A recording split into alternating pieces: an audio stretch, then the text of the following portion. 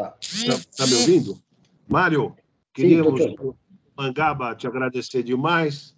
Você é um dos mais argutos analistas da política e da imprensa no Brasil de hoje, e a tua análise vai ser muito importante para nós. Eu que agradeço, Zé Márcio, Cristina, a Dami e ao Mangaba pela honra do convite. Vai ser um prazer conversar com vocês. Tentar ver se conversamos, dialogamos, trocamos ideia sobre jornalismo, sobre a situação política, sobre a relação entre jornalismo, comunicação e política no Brasil de hoje. E uma alegria mesmo poder conversar com vocês sobre o que seja que eu possa contribuir da minha trajetória e da minha experiência. Você podia talvez começar a fazer um mini Wikipedia aí sobre a sua trajetória, Mário, e aí entrar direto aí no tema sobre o viés positivo que você vê, né, atualmente, tanto na política quanto no próprio jornalismo. Tá, eu sou jornalista, tenho 68 anos e venho uma trajetória de esquerda. Lá no início fui do movimento estudantil, na década de 70, e logo entrei numa militância política e vim para São Paulo para editar o jornal Hora do Povo, do MR8. E eu era do Rio, sou do Rio de Janeiro, sou de Petrópolis. Vim, trouxe a família e em 84 eu mudei. E minha carreira, estava cansado já de ser duro, e fui trabalhar na Folha de São Paulo. E tá vazando um som aí, eu não sei qual é o som que tá vazando. Sumiu. Alguém fechou o microfone e esse som desagradável desapareceu. Então, Zé, continuando a sua pergunta, aí eu fui trabalhar na Folha de São Paulo, junto com Otávio Frias Filho, naquela grande mudança que ele realizou, e logo ascendi para os cargos de direção da Folha. Fui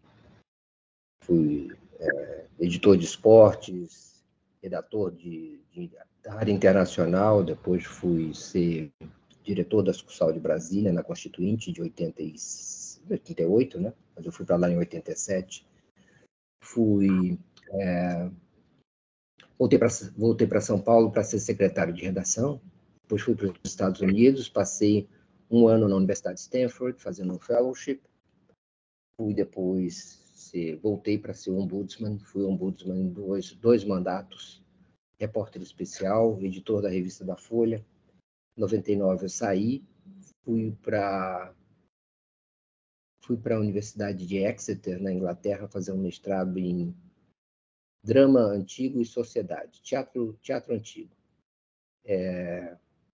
Terminei o mestrado, vim para o Brasil, dei aula, trabalhei na Casa do Saber, comecei a trabalhar na Casa do Saber, que eu dirigi durante 17 anos, e fiz o doutorado em Letras Clássicas na Universidade de São Paulo. Agora estou no Brasil 247, desde 2019, 2020. Estou no Brasil 247, onde eu sou diretor institucional, tenho uma coluna e tenho um programa, e faço várias aparições ao longo da programação como comentarista político. Acho que esse é o meu resumo profissional, que eu poderia fazer em pouco tempo. Excelente, Mário.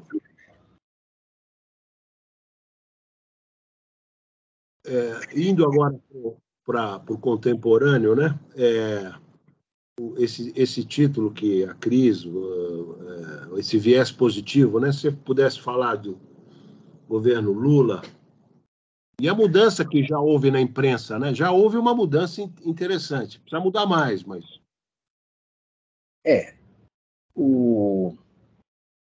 Falando de trás para frente, né, o fato é que o governo Lula vai bem, apesar da comunicação dele. Então, parece até que o presidente da República optou por não ter comunicação, por não estabelecer uma política ativa de comunicação e por se retirar dessa área de uma maneira mais interveniente. O ministro Paulo Pimenta, ministro da comunicação institucional, né, praticamente atua de maneira episódica, um pouco pontual, sem que eu veja, pelo menos eu, me corrija se eu estiver errado, alguma estratégia mais abrangente de comunicação. Até hoje, só para dizer um detalhe, até hoje o presidente não tem um porta-voz. E eu não vejo uma marca do governo, por exemplo, na área da comunicação. Nenhuma marca ainda se pode atribuir ao governo. Assim, marca institucional. E também não vejo uma estratégia que seja aquela que vise a investir numa comunicação pública mais metódica, abrangente, que intervenha mais e que crie um ambiente de comunicação mais variado. Variado, eu digo, com mais vozes presentes disputando as narrativas do noticiário. Inclusive uma voz pública, tipo uma BBC pública, né? Não necessariamente uma comunicação que seja a comunicação só do governo, né? Nem principalmente do governo, mas, enfim, uma emissora pública que consiga disputar no mercado das informações. Nem há essa ambição. Não vejo também uma estratégia que seja voltada para uma atuação mais agressiva nas redes sociais. Que seja, vamos dizer, capaz de, ainda agora, disputar com o exército bolsonarista nesse setor. Ainda as publicações, as lives, as participações do presidente da República, por exemplo, ainda registram apenas uma fração daquilo que o Bolsonaro reuniu e ainda reúne nas redes sociais. O último programa do Pânico tinha, ao vivo, mais de 1 milhão de espectadores. Aquele programa da entrevista do Bolsonaro para o programa da Jovem Pan, Pânico, e o Lula não consegue atingir talvez 100 mil espectadores somados nos diversos canais que ele ocupa.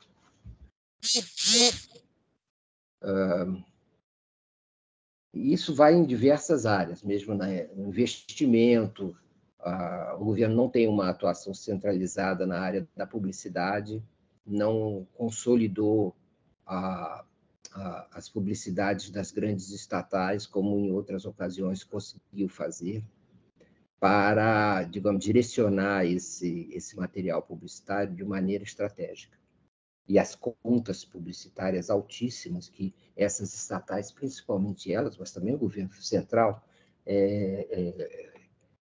dispõe.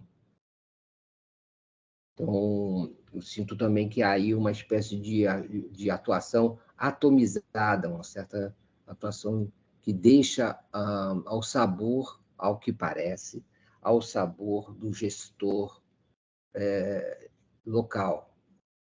Não que isso não seja resultado de altas ingerências políticas, principalmente de outros atores que participam fazendo pressões, lobbies, às vezes corretos, às vezes questionáveis, junto a grandes contas como vocês imaginam, né? Petrobras, Banco do Brasil, Caixa Econômica Federal e outras.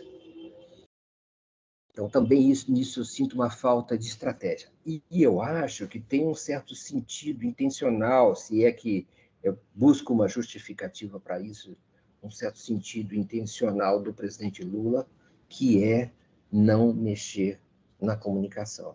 Um velho fantasma que os governos do PT têm, porque isso gera muita reação e muita turbulência junto aos meios de comunicação. Não tem havido problema, especialmente aos velhos veículos, que ainda têm muito peso na opinião pública e nos formadores de opinião, como o TV Globo, os grandes jornais, as revistas e outros veículos mais tradicionais. Qualquer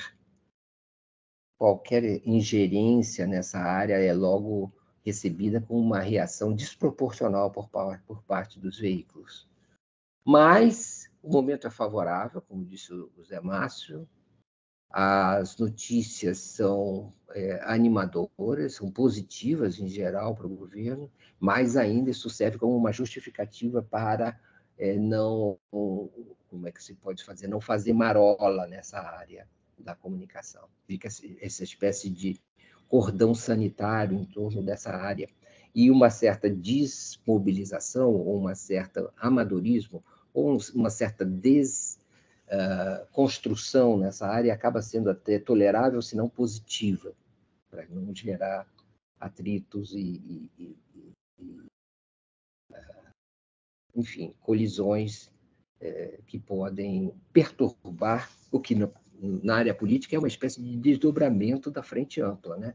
Da frente ampla que elegeu o Haddad, que elegeu o Lula, veja só no ato falho.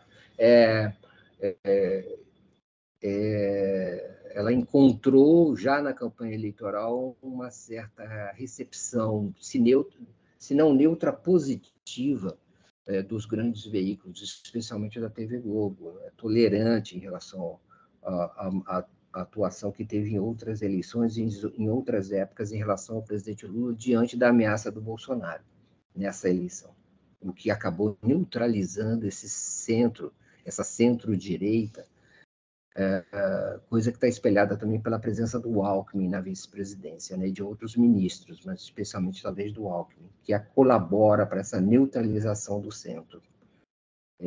Então, vive-se uma espécie ainda de prolongada, renovada, logo essa semana, lua de mel, uma coincidência não só política, de estratégia política, mas também de ideias, né, porque a agenda do legislativo e do executivo tem facilitado, se não a permanência dessa frente, até uma ampliação dela, como nós pudemos testemunhar no dia de ontem, com a votação da reforma tributária, isolando a extrema-direita, isolando o Bolsonaro. Mas muito boa essa presença do Bolsonaro se isolando ou polarizando pela extrema-direita, porque ela permite a renovação dessa aliança que envolve os grandes meios de comunicação no Brasil, que traz uma certa neutralidade deles em relação ao governo Lula, uma tolerância, uma atitude, digamos assim, enfim, uma atitude hospitaleira em relação ao presidente Lula. Claro que pontualmente há questões, há divergências, há críticas, às vezes até críticas fortes, mas, em geral, se nós formos analisar esses primeiros 6 meses do governo Lula e a sua convivência com a imprensa, me parece que ela essencialmente expressão de uma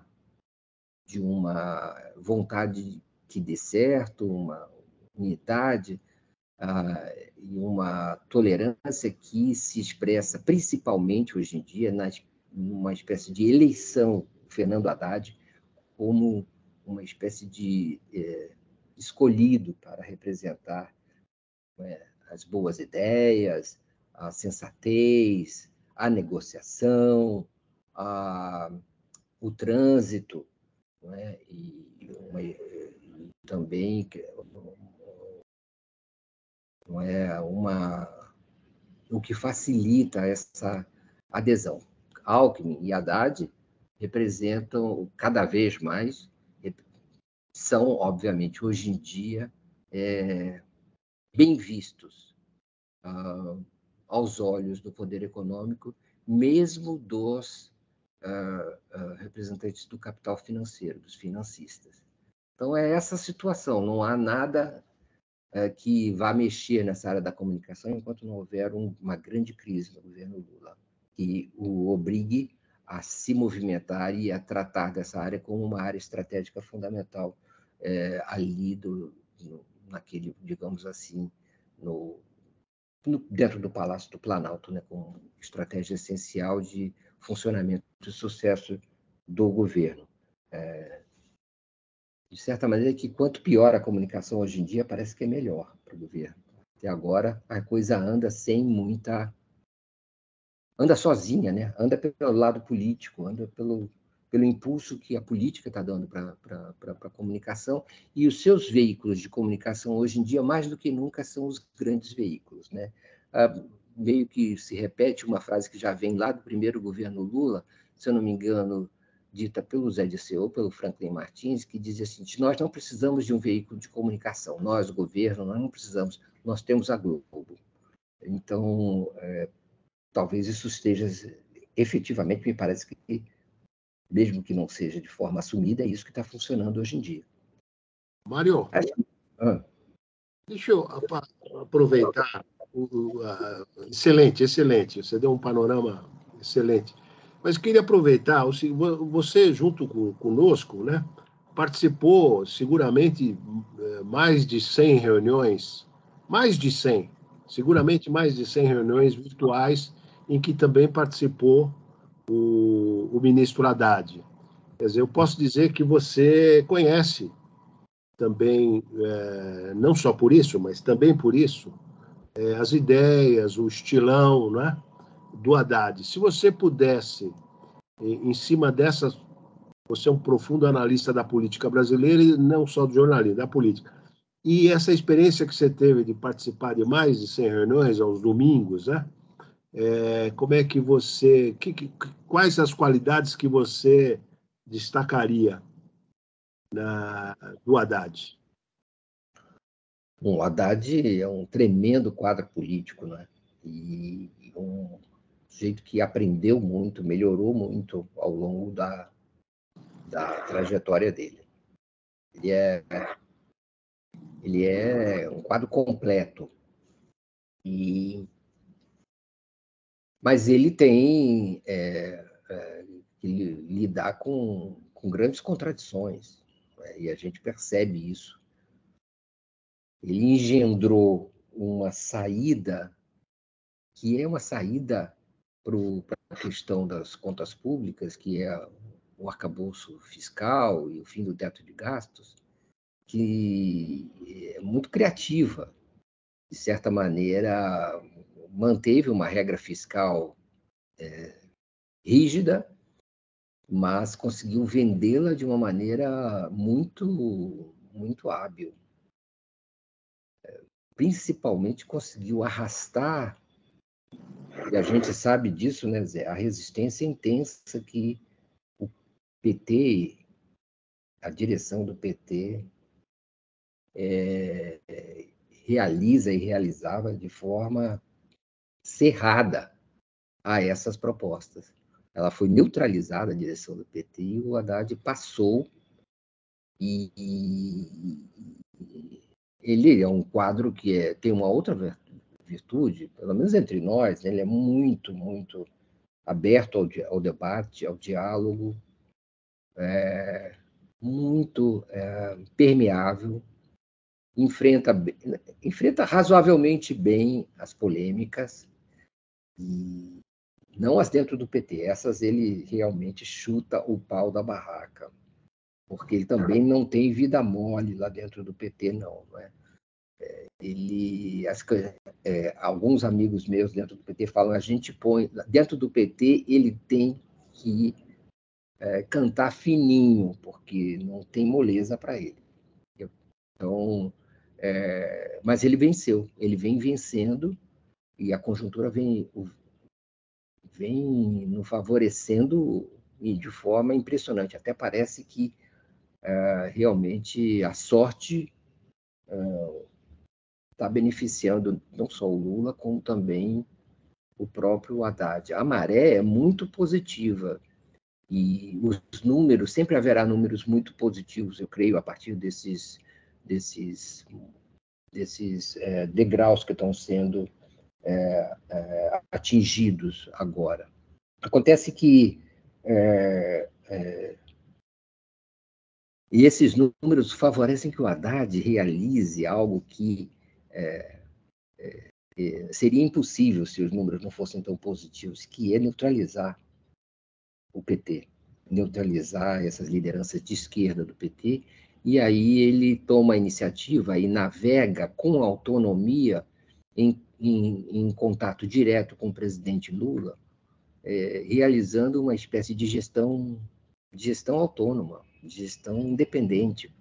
É um outro governo ali que ele acerta diretamente com o presidente Lula, e que, como a coisa está indo bem, até o Lula disse agora, né? Eu acho que também um pouco buscando limpar o terreno, o Lula já disse, sentiu o crescimento das candidaturas e já disse que ele é candidato. Por que o Lula foi dizer ontem que ele era candidato a presidente da República? Porque ele está sentindo que a raia está começando a ficar cheia, inclusive cheia pelo próprio Haddad, de quem ele depende para o governo ser bem avaliado. Mas, enfim, o Haddad, nesse nosso diálogo, não é, que nós tivemos ali, que nós temos ali, o que ressalta é esse aprendizado político. O Haddad do Ministério é um Haddad muito mais capaz de intervir e, às vezes, determinar qual é o clima político, qual vai ser a atuação do governo, do PT, a revelia do PT, e que tem que correr atrás dele. Mas está tudo, enfim, a maré é a favor, o vento é a favor, e aí tudo fica muito mais facilitado, né? Esse trânsito com os empresários, esse trânsito com o Centrão, com a direção da Câmara, a autonomia para tirar e colocar e dar a palavra final em acordos realizados com essas lideranças do Senado, a impressionante velocidade com que questões como reforma tributária são aprovadas, pelo menos o núcleo dela, e o voto de qualidade no CARF, são questões assim de grande dimensão econômica, né, de grande significado para o crescimento, né, para o acerto das contas públicas. E ajudado pelo Gabriel Galípolo, né? Nesse curto período que ele... Né? Com certeza, com o Gabriel Galípolo, o qual ele já emplacou, parece também, para uma futura presidência do Banco Central, não é? Então, e sem ninguém protestar, sem qualquer tipo de reserva, né? Com toda como é que eu posso dizer, o cheque em branco, né? Para atuar. O Galípolo, acho que ele foi mais estratégico ainda na concepção do arcabouço fiscal, né? Que eu creio veio muito dele. Mas já vem mais coisa por aí, né? Vem um programa de aceleração do crescimento, vem a fundamental, pelo menos politicamente fundamental, reforma monetária no Mercosul, a criação de algum tipo de instrumento de troca.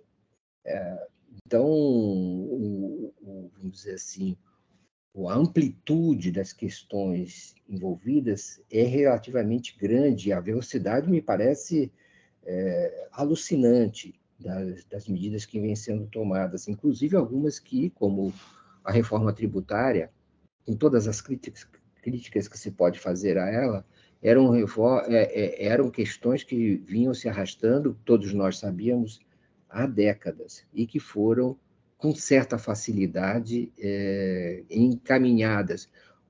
Vocês se lembram muito bem que o quadro inicial desse governo Lula era aquele de que nós estávamos discutindo, com razão, com base nos dados, que a esquerda tinha 120 a 140 votos, que o governo Lula estava isolado. O que nós presenciamos ontem, mesmo anteriormente, no próprio arcabouço fiscal, foi uma situação exatamente oposta, no plano geral, no desenho geral, né, da situação do governo. O governo não, os aliados em torno do arcabouço e da reforma tributária, avassaladoramente em maioria, e isolando a extrema-direita, o Partido Novo, colocando-os na situação que a gente imaginava que o governo fosse estar ao longo desse primeiro semestre, com problemas de governabilidade. Era o caso que se discutia até se o governo era sustentável e se ele já começaria tendo que enfrentar crises, ameaças de impeachment, desestabilização, mas, ao que parece, pelo menos ao final aqui desse primeiro semestre, o quadro é exatamente o oposto, né? Então, é bom sempre a gente lembrar como era antes e como é que está agora, para ver se para a gente aquilatar a dimensão das conquistas parciais, pontuais, momentâneas, mas, sem dúvida nenhuma, apontando para um quadro, até agora, pelo menos do ponto de vista político, administrável.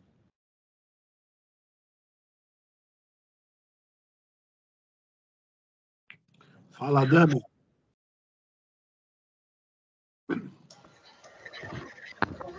Fala, Zé. Você ia fazer uma pergunta, Dami? Inicialmente, bom, já vamos abrir já para a discussão. Eu acho que eu queria endereçar aqui uma pergunta, Mário, que assim, é muito interessante pensar que para um governo que não tem exatamente uma estratégia de comunicação, ele está conseguindo viabilizar coisas que historicamente não se construíam, né?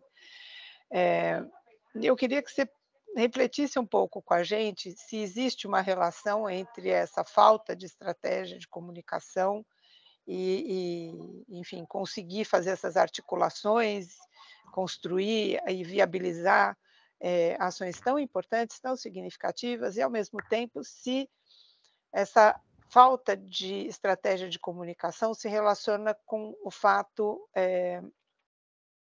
de que a antiga presidência da República fez uso muito intenso de uma comunicação digital muito personalizada, né? Eu não sei se essa é a palavra mais adequada, mas, enfim, uso de todas as formas aí de pular instâncias para se aproximar de eleitores através da comunicação digital. Então, eu queria pensar um pouquinho sobre isso. Se você pudesse apresentar para a gente suas reflexões sobre isso, te agradeço. Eu acho que seria bom, Cristina, se fosse assim, se fosse uma coisa pensada e assim, olha, o governo anterior se baseou muito numa comunicação muito personalizada. Eu gostaria de acreditar que é isso que está acontecendo, mas às vezes eu tenho dúvida, eu tenho a impressão que é mais uma ausência pura e simples do que uma tentativa de alterar, digamos, o padrão, o ambiente, o tom e o humor do ambiente comunicacional. Eu concordo que parece que está acontecendo uma mudança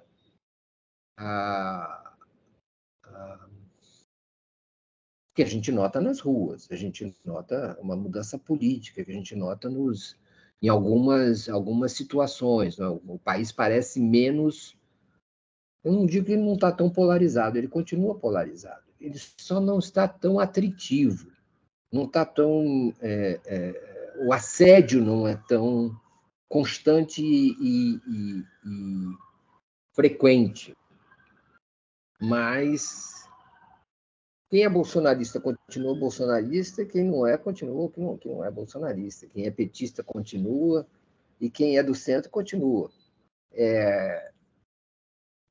Basta ver as pesquisas de opinião. Não houve, assim, ainda, pelo menos que eu tenha visto, um salto de aprovação tão significativo para o presidente Lula e uma queda tão significativa para o ex-presidente Jair Bolsonaro, em geral, nas pesquisas. Então, eu acho que é mesmo falta de estratégia e uma atitude de cautela, de prudência, de um certo tabu que existe em relação à questão dos meios de comunicação num governo petista. Meio que o governo sente que não deve cutucar a onça com vara curta. E talvez tenha razão, né? Como é que a gente fala, né? Como é que é? Quem se pelou tem medo de água quente, alguma coisa assim, não é? Então é uma espécie de reflexo condicionado para não mexer nisso, ou para mexer, se for mexer, de maneira muito paulatina e discreta, porque, né, Merval, Miriam Leitão, toda uma legião, a Globo News, a TV Globo, a gente pode dizer que, no mínimo, esses atores são neutros hoje em dia em relação ao governo. E por quê? Por que mexer nisso agora? Aproveitar a onda a favor, eu tenho uma impressão. E, claro, isso acaba se refletindo também numa, até agora, no geral, mais amistosa relação, ou menos polarizada, um nível que a gente estava acostumado a ver no governo Bolsonaro. Vocês lembram disso, né? Quer dizer, aquilo era um combate permanente. E eu tenho a impressão, olhando assim, que isso desanuviou um pouco.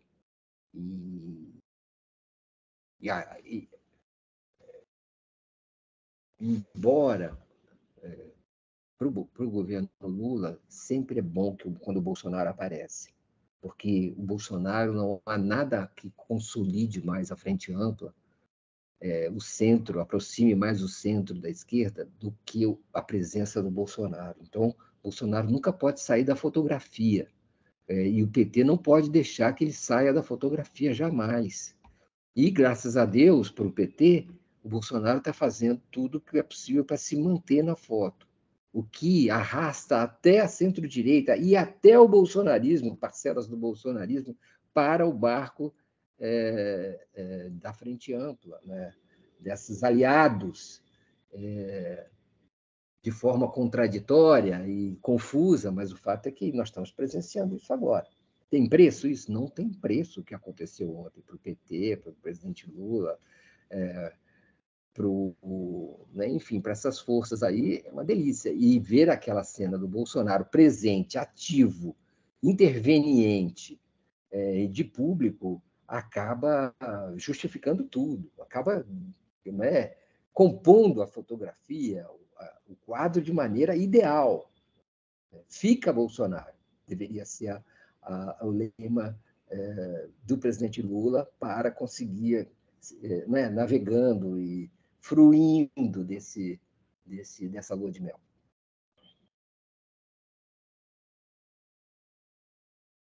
Mário,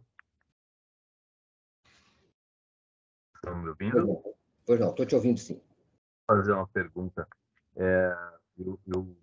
Eu estou de acordo com esse ponto que você mencionou sobre esses 6 primeiros meses. Aqui no ponto alto do atual governo é o arrefecimento das tensões políticas, né? Isso tem contribuído, tem retomado discussões que anteriormente estavam praticamente inviabilizadas, ao ponto de nós vermos aí uma reforma tão ponto assim tão delicado no nosso sistema jurídico político como a reforma tributária, e pessoas de espectros políticos distintos se posicionando de maneira conjunta, né? Nós vimos no manifesto em que Laura Carvalho e Samuel Pessoa estavam lado a lado, uma coisa difícil de se ver nos últimos tempos, né? E isso me parece um ponto positivo. No entanto, essa dificuldade de identificação, de firmar uma imagem, um ponto de comunicação do atual governo, como você mencionou, até hoje a presidência da República está sem um porta-voz. Eu gostaria de te perguntar se isso não está ligado com a própria existência da Frente Ampla, né? Porque é muito diversificado, muito heterogênea, né? Você tem setores do centro convergindo para a centro-esquerda, devido à emergência da extrema-direita com o bolsonarismo. Eu não confundo a direita com o bolsonarismo, né? A direita ela é mais ampla do que o próprio bolsonarismo, que é uma fração. Se nós calcularmos aí a votação da reforma tributária, aparentemente a extrema-direita teve 1/7 dos votos, aproximadamente. Então, eu gostaria de perguntar isso, se essa dificuldade, você primeiro te agradecer também, né? Um prazer enorme te ouvir com essa experiência toda, sensacional. E se essa heterogeneidade do governo, dessa frente ampla, não dificulta estabelecer uma linha estrutural de comunicação, uma linha estruturante da própria presidência da República, enfim, gostaria de te ouvir nesse sentido. A questão da comunicação, Adame, para mim, sempre é uma questão política. É uma decisão política essencialmente sobre política. A comunicação é, de certa maneira, para usar uma frase, um chavão, é a continuação da política por outras formas. Então, é uma decisão que tem a ver também com o estilo do Lula 3. Eu tenho a impressão de que as coisas, esse governo é incomparável politicamente, na forma de funcionamento dele, na maneira como o presidente da República age, na visão política e nas intenções dos seus principais representantes. Esse é um governo que não tem comparação com nenhum dos governos petistas anteriores. Eu vou falar sem conseguir fazer uma ideia geral do que eu quero dizer, mas eu quero dizer o seguinte: Rui Costa e Alexandre Padilha são muito mais, digamos assim, liberais, do ponto de vista político e econômico, do que foram os ministros de qualquer governo petista anterior. A força do presidente Lula está muito mitigada em relação a qualquer dos mandatos anteriores, por conta da divisão do poder que teve que fazer.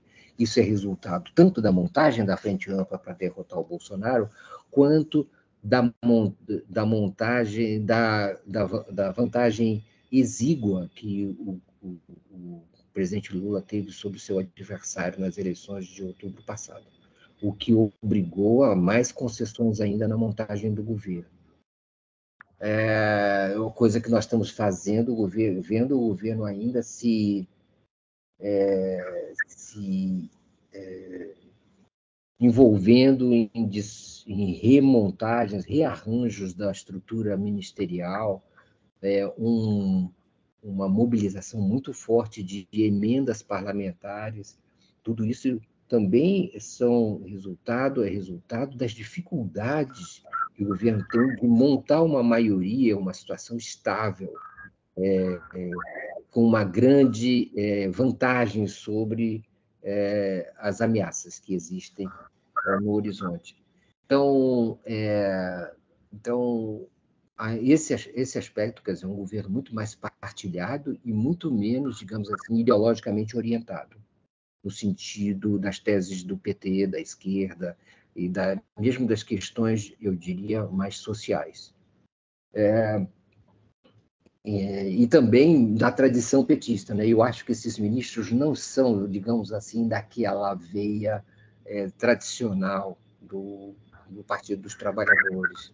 São ministros, muitas vezes, já temperados por gestões estaduais ou mesmo por preferências de conveniências políticas e projetos. Digo, Alexandre Padilha não se compara a um Zé Dirceu, sabe? Mesmo um Palocci. São pessoas mais maleáveis e mais subordinadas e submetidas ao presidente Lula. Esses outros, como Luiz Gushiken, tinham sua própria personalidade, falavam as verdades, o pau quebrava, não se dobravam. E agora eu creio que não. Além do que, o presidente Lula, depois da prisão, é uma outra pessoa, a meu ver. Daí a presença importante da mulher do presidente em algumas decisões, ao que parece, ao que transpira, e ele também, eu acho que ouve ainda menos. Já nunca ouviu muito os seus assessores e o entorno político dele, hoje ouve ainda menos, e é mais, digamos assim, individualista nessa sua atuação, talvez um pouco resultado do sucesso que a carreira dele acabou representando, né? O isolamento na prisão, essa ideia meio de que o sujeito supera todas as dificuldades, toda a lenda que se criou em torno dele, e que ele acabou, a lenda não foi uma lenda, a lenda acabou se realizando, acabam dando uma ideia de potência e de vitória que favorece um certo individualismo. E então é um governo também muito mais que ao sabor mesmo, e muitas vezes para o bem e para o mal, né? Porque o presidente às vezes centraliza muitas coisas, e às vezes toma iniciativas absolutamente imprevisíveis e baseadas numa espécie de intuição que nem sempre dá certo, ou coisa que o visita na hora que ele está falando, que é bem desse novo Lula e dessa nova personalidade, bem mais, como é que eu posso dizer, num certo sentido, isolada do ambiente político ideológico que o levou a ser esse líder que ele é. Então, não sei se eu respondi a pergunta, mas, enfim, são esses meus pensamentos sobre quem é o presidente Lula hoje em dia e quem é esse governo, né? Que tipo de governo é esse? Outra questão que eu queria colocar é: a gente às vezes não sabe se o governo está impondo suas teses ou se ele está aderindo a teses de outros. Eu digo, tanto no arcabouço fiscal como na reforma tributária, há uma certa suspeita de que se o governo não estaria, digamos, angariando todo esse apoio, porque, na verdade, ele é que está transitando de uma posição de esquerda para uma posição de centro-direita, e abandonando ou jogando para o futuro as suas teses mais sociais. Me permite um acréscimo, Mário e Cris, Zé, não sei se a Evelyn e a Rosa estão aí. Eu achei muito interessante esse ponto que você mencionou, Mário, porque são temas que realmente transbordam as teses normalmente defendidas, tradicionalmente defendidas pelo Partido dos Trabalhadores. Ontem, por exemplo, na reunião da retomada do Conselho de Desenvolvimento Industrial, o presidente Lula falou expressamente sobre o desenvolvimentismo vencer ideologicamente esqueci agora o termo que ele mencionou, mas era o pensamento financista, digamos assim. Eu achei muito interessante ele utilizar a expressão desenvolvimentismo e retomar essa discussão propriamente num dia marcante dessa trajetória do atual governo, que é a aprovação em primeiro turno da reforma tributária e a retomada das atividades do Conselho, que foi fundado há uns anos, aí não tinha atividade alguma. Isso me parece que o atual governo tem tomado assim, um discurso predominante entre a centro-esquerda, o centro, como os temas da neoindustrialização, como os temas da reforma tributária, que muitas vezes estavam presentes dentro de frações do Partido dos Trabalhadores, mas não eram hegemônicos.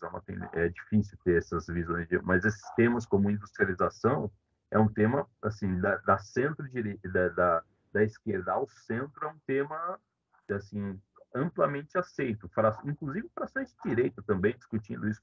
Particularmente eu participo da FEComércio, na discussão do Conselho de Direito, e também o tema da industrialização foi muito bem aceito e predominantemente você tem um pensamento ali de direita.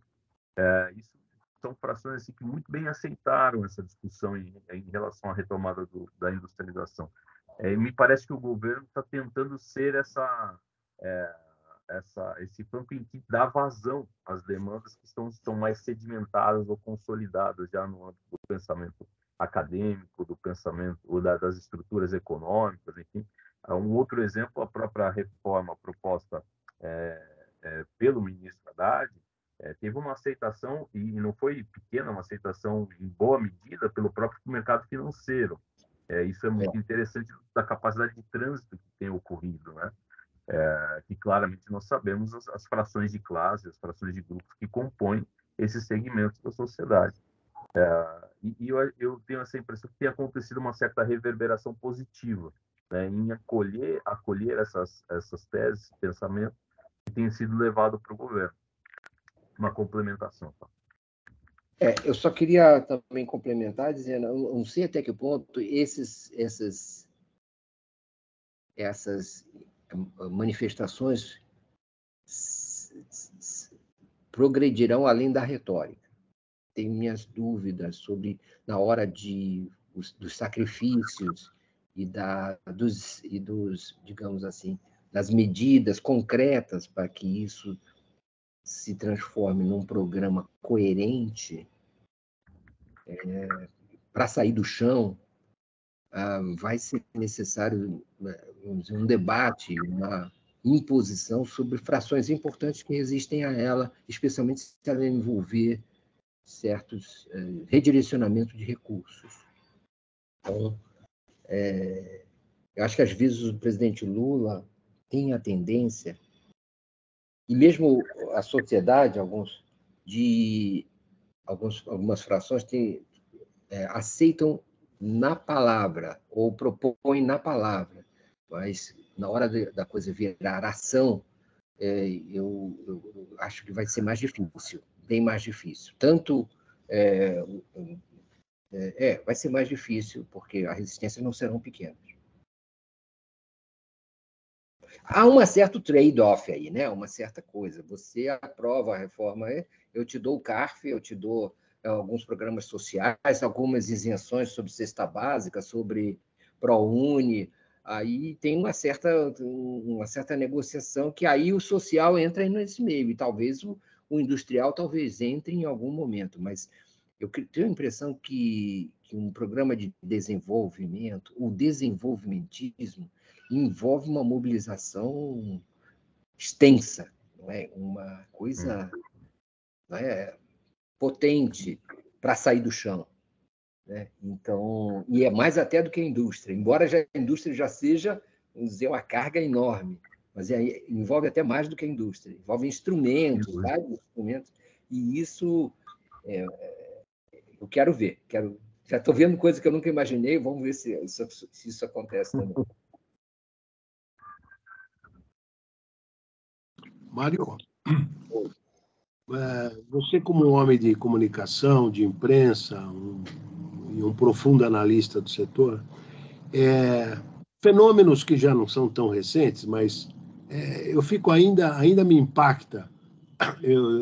Está na minha mente esse canal Flow Podcast, né, no YouTube, que tem uma capacidade de... Bom, os presidenciáveis todos participaram, né?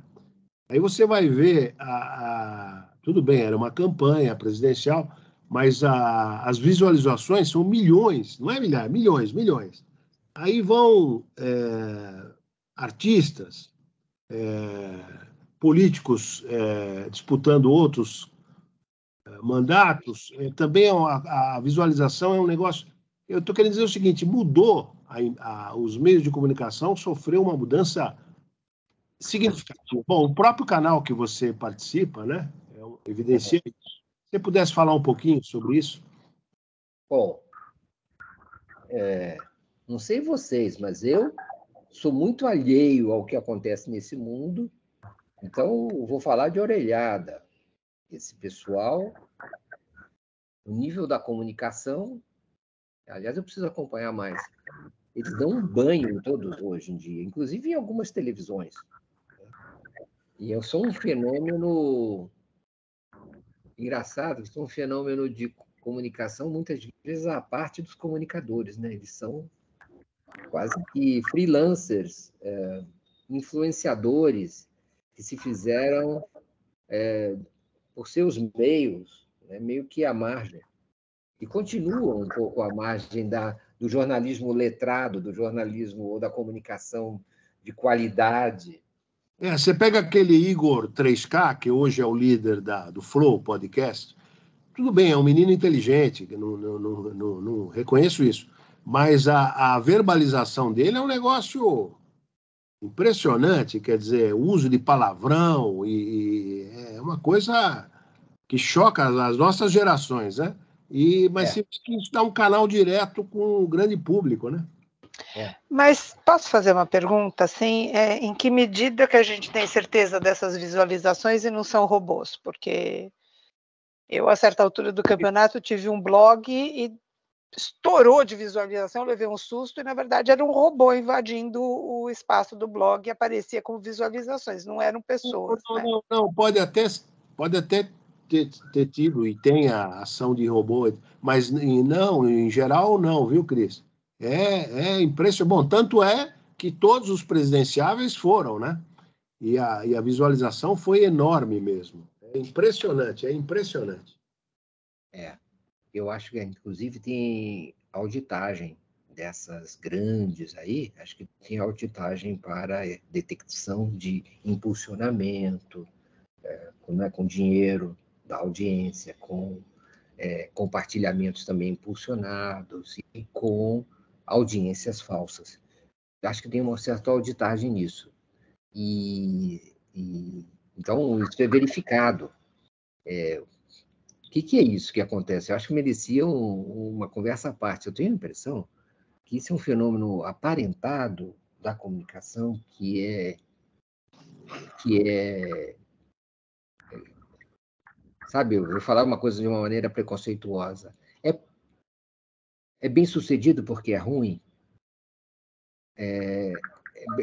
Como os programas popularescos de violência na televisão e outros, a maioria das novelas de televisão são uma espécie de coisa feita ao gosto do público médio, do público mais popular, que é imenso, que quer, na verdade, talvez, esse tipo de comunicação. E eu estou falando como ignorante, eu não assisto o Flow, a não ser quando o presidente Lula foi ou o Bolsonaro foi, mas eu tenho a impressão de que também é o seguinte, às vezes o gosto do público, esses caras são espécies de antenas que sentem o gosto do público e que caem no gosto do público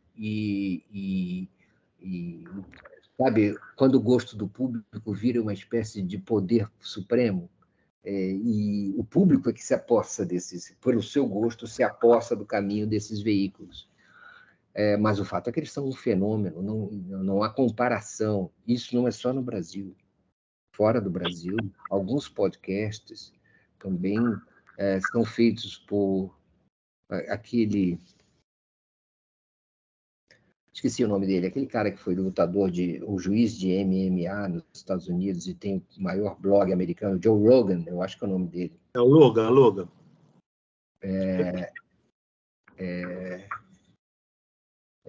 nem sempre são, vamos dizer assim, aqueles jornalistas canônicos que granjeiam as maiores audiências, né? Nem uma fração delas. Mas são muito poderosos, muito milionários e vão suplantar as televisões. Já estão suplantando as televisões, alterando. Né? Na verdade, são programas de entrevista no rádio, certo? É isso que na televisão, mas é uma espécie de rádio, você põe e ouve. E criaram um imenso mercado, como as rádios. A maioria das rádios, as rádios AM antigas, elas eram populares, certo? Essencialmente populares, buscavam essa audiência. E é um mundo que, meio que, às vezes, em geral, escapa à política. Vão outras pessoas lá, artistas, esportistas, figuraças, e aí isso vai sendo criado. Os políticos são a minoria dos que vão lá, e os que ganham grande audiência nem sempre são os políticos, são os outros, né? As pessoas em quem a massa tem real interesse. Porém, eu acho que é interessante, se a gente for falar isso, é melhor do que os evangélicos, certo? O flow e etc., com toda a linguagem e os problemas de cognição e de repertório são ainda melhores que os programas de religiosidade evangélica, né? Então, Mário, você falando agora dos evangélicos, há poucos dias eu assisto o Flow porque eu acho um negócio, um fenômeno que eu ainda não entendi. Mas foi aquele pastor, Caio Fábio, né? Bom, e a natureza do Flow são 1h30, 2 horas, tem programas que chegam quase às 3 horas, né? Esse com o Caio Fábio foi mais de 2 horas. O cara falou coisas inenarráveis. A Cris até convidou aqui para o Mangaba um analista dos pentecostais, né? O Juliano Spears, fez uma bela entrevista, né, Cris? Analisando esse fenômeno das novas igrejas pentecostais. Mas o que o Caio Fábio, vocês tendo tempo, tá disponível no YouTube, falou no Flow, é uma coisa inenarrável. Toda a experiência dele e tal, mais de 2 horas de programa. Então é isso, Mário, você tem razão. É um formato diferente, uma linguagem diferente e que atinge o povão, né? Atinge de uma forma impressionante. Viu? O Caio Fábio, para te dizer a verdade, eu nem sei quem é direito, sabia?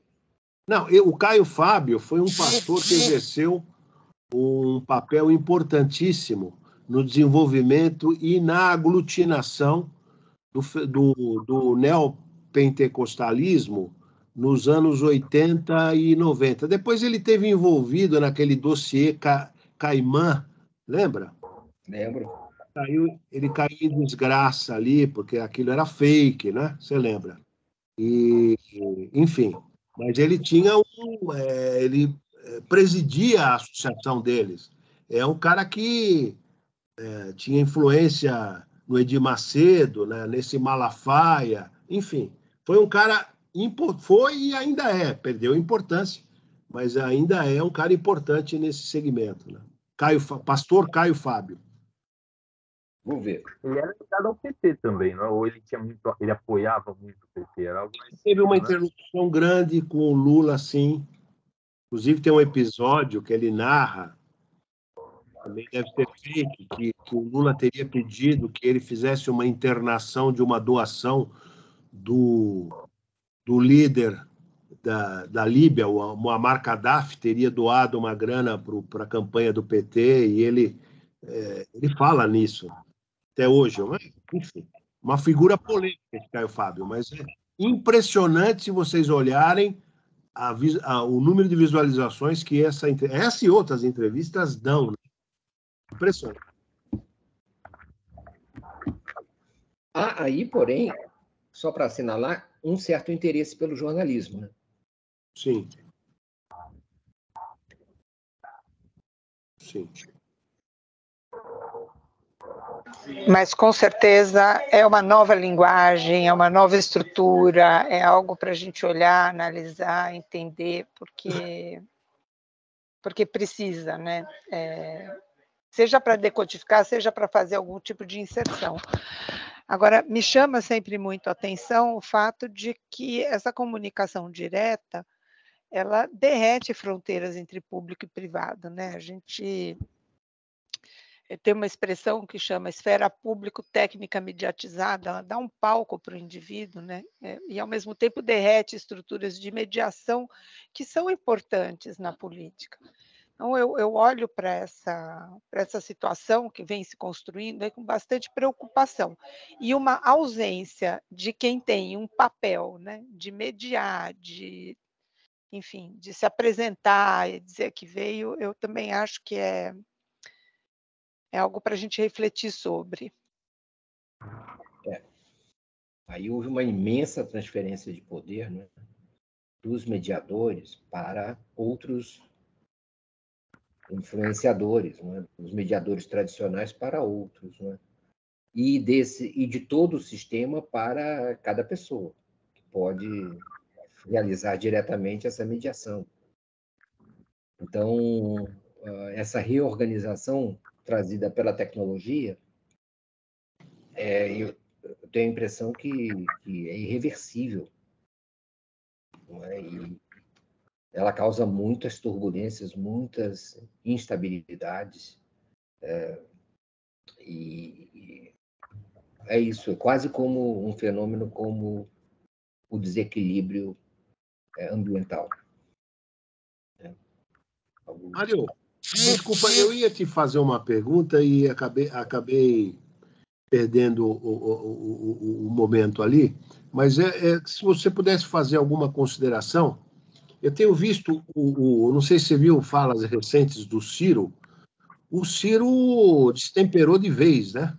Eu não sei se em função do atrito que ele está tendo com o irmão também, mas está uma coisa alucinante. Se você pudesse avaliar se o Ciro ainda tem no tabuleiro ainda um papel a exercer, ou você acha que... Olha, eu acho difícil, não é? Porque o que tem o Ciro para oferecer hoje em dia? Não é para conseguir significar algo no tabuleiro. Tem pouca coisa, não é? Tem um nome, mas é um nome eu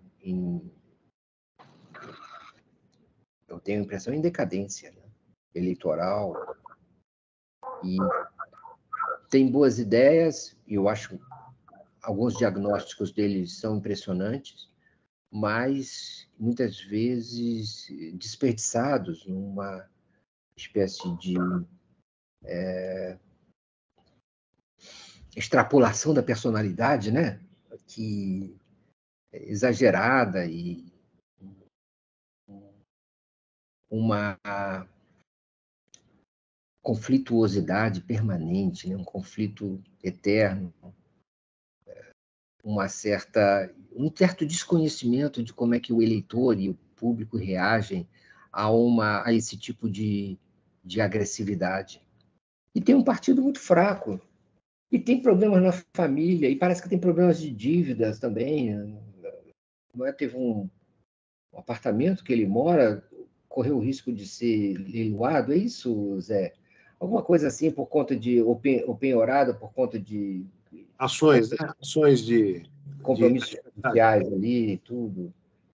Então, ele fazendo recursos, porque é o lugar onde ele mora, esse tipo de coisa, não parece muito recomendável como futuro político. E a gente vê também uma outra coisa, Zé, é quase como o Bolsonaro na votação de ontem. Ele fala uma coisa, o partido faz outra.